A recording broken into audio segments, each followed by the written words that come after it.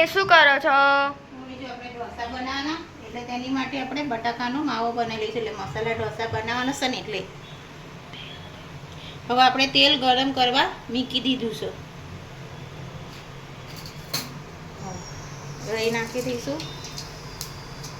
એ આપણે ઉડદની દાળ છે ને એ નાખશું થોડીક, પછી લીમડો, પછી લીલા મરચાં અને ડુંગળી.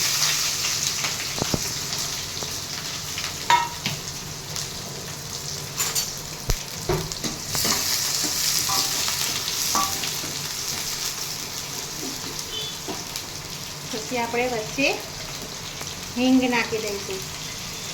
પછી છે હળદર, હળદર નાખી દઈશું. હવે આપણે સહેજ હવાના ચડવા દઈશું.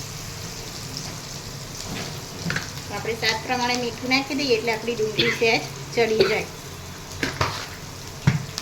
લાલ મરચું નાખી દઈશું, સહેજ ધાણા જીરું નાખશું અને આપણે સહેજ હળદર થોડી નાખી જ છે પણ સહેજ આપણે નાખી લઈશું. હવે આમાંથી મેં આપણે બટાકા નાખી દઈશું. આપણે બટાકા પહેલેથી જ બાફીને રાખ્યા હતા. હવે બધું આપણે મિક્સ કરી દઈશું.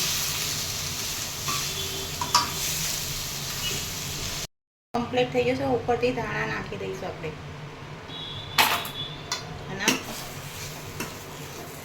અને લઈશું. જો આપણી આ દાળ તૈયાર કરીને મૂકી હતી મેં, અને આપણું આ ખીરું તૈયાર કરી દીધું ઢોસા ઉતારવા માટે. આપણે હવે ઢોસો ઉતાર લઈશું.